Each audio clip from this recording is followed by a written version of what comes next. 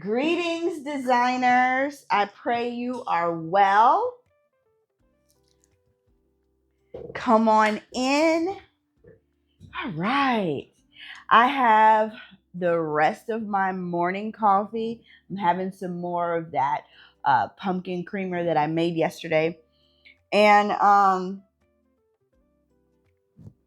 listen, I have already started working this morning and everything, and I am ready for a pause. And that's what this is. This is the weekday refill. And so, we've been talking so much about consistency and that being a way of life. And now we are just deep into the topic of trust. And this week, as I said yesterday, we are talking about trust when it's hard, right? And our trust getting tested. And boy, yesterday I talked about our trust being tested by the fire and being in the heat. And there's more heat that can be involved in trusting God. Like, oh my gosh, I laugh because this journey, this of serving God that I have had over, the majority of my life, and then when I began to even get deeper and deeper into following Him in the past, I'll say 10 to 15 years, it has not been without struggle. But I bless God because even with the struggle, it has been full of joy, full of growth, full of abundance, and just completely full of me just walking in a place with God that I never imagined was even possible. And so I want to talk a little bit today about a different kind of struggle. Yesterday, we talked about the heat in the kitchen. If you haven't watched that video and watched that Bible study, I really recommend that you click right here and go on ahead and watch it because, y'all, it was really good. I mean, it was really good. But today we are going to talk about drought. And what do we do when there is drought going on? And how do we navigate that?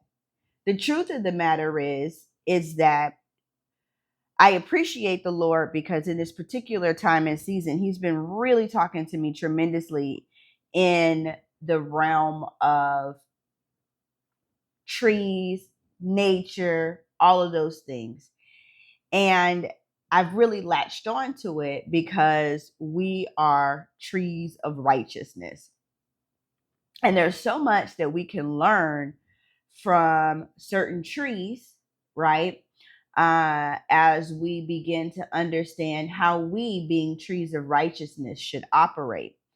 And we have that lesson. We can draw that lesson from the olive tree. And so I'm going to talk a little bit about that here in a moment. But first, if you are new here, my name is Sarissa Latoy, and I'm the Dreamcaster. I'm so happy that you're here. This is the Weekday Refill. This is a Bible study specifically for interior designers that God has called me to begin. And here at the Weekday Refill, this is our moment to pause, to center on God, and refill so that we can serve from our overflow. Y'all, interior design is ministry. And in order for us to go out and serve to the best of our abilities and in honoring God, we have got to be overflowing. We have to be abundant. And so, without going into that anymore, I'm going to get into the word All right. Now we are staying in our scripture for today. We are staying in Jeremiah 17 and 8, and my favorite scripture, Psalm 1 and 3. So let's look at Jeremiah real quick.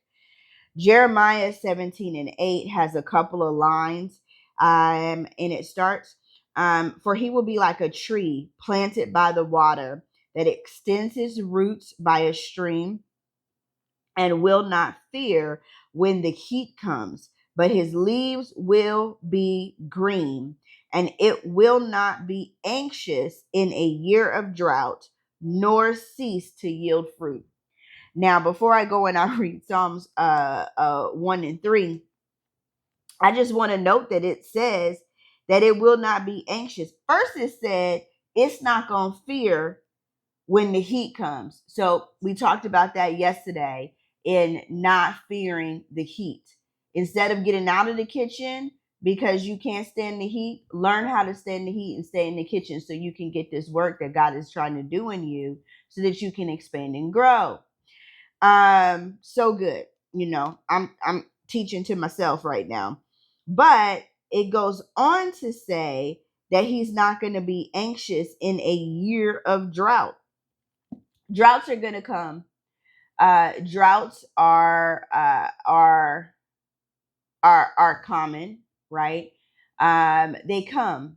The really cool thing about droughts is that even in a drought, this says here in the scripture that they will not cease to yield fruit. That means they'll still produce. So even when we have drought in our own lives and even drought in our own businesses, we have to, instead of focusing on what's happening in the environment around us, it's important to be focused on one, where am I planted? Who am I planted in? And to bear in mind that just because there's a drought does not mean that I'm down and out, that all is lost, that I can't produce fruit. It's not what it means. In fact, including myself and many others, during what seemed to be a very dry season going on because nobody could go to work in 2020 when we had the shutdowns because of the COVID-19 pandemic, and the whole country shut down, and people couldn't go to work, one would think that we would not have been able to been prosperous through that season. But I was extremely prosperous during that season because I was aligned with contractors and they were calling me to specify for them for all of their clients. And it really was a blessing for something that God had placed in my heart to make sure that I built and developed those relationships. That then, during a very uh, trying time for the world and for the nation, he used those relationships to sustain me because I never stopped bearing fruit. Even though there was a drought, I never stopped bearing fruit. And I bet you that many of you probably have the same testimony during that season. There are so many millionaires that were made during the shutdowns that it is completely mind boggling. Now, and I think that that's just a testament to what the word says here.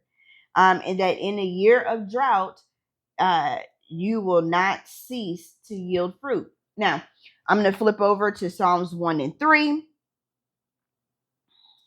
which says, he will be like a tree firmly planted by streams of water, which yields fruit in its season, and its leaf does not wither, and in whatever he does, he prospers. I love these two verses because they are parallel. They're literally almost verbatim the same verse, and I just think that that is so very interesting and telling, because the Lord wants us to know, once he's told us, hey, you guys are trees of righteousness, my people. Okay. Then once he wants us to know that. He wants us to know, okay, this is the tree, this is where you are. And when you're here, when you abide in me and I in you, that's John 15:5, you'll bear much fruit. Whatever you do will prosper. As I close, I just want to take pause and remind us that when we're in a season of drought, like I said early on, go sit with the Lord, journal, talk to him, throw on your worship music, do what you need to do, but get in his presence and say, okay, Lord, it's not raining as much as it has been. It's arid, it's dry. I still feel you because I'm getting fed by you from the depths of the earth. But I know that this is not a time where I can expend myself too much because I don't want to wear myself out trying to do more than I need in this drought. So, Lord, show me where you want me to be. Give me witty ideas, God. Give me a plan of action so that I can be in alignment with your will as I go through this season that you already knew was here. Ask him that, and then just listen. If you journal, just write. And the Lord will bring to light exactly what it is that he wants you to do that's going to carry you through this time and this season. And I love it. It's great. So that's all I have for you today. As I said, these are both two of my favorite scriptures because it really keys in and it tells me who I am and it gives me a blueprint for how I can abide in the Lord in what I can expect. John 10:10 says that Jesus is saying, rather, that he came that we may have life and have it more abundantly. These two scriptures speak to that because the fruit, the leaves, everything that's producing is producing in the tree's whole life, not just in a section of the tree. So this is not just about business. This is not just about money. This is about health, family, community, our overreaching call. Because as designers, we are called to design because we reach out and we touch community one family at a time. And that's why I always say interior design is ministry. We are called to serve and go forth, design, serve, and thrive. Have yourself a blessed day, and I will see you tomorrow for another weekday refill. Be blessed.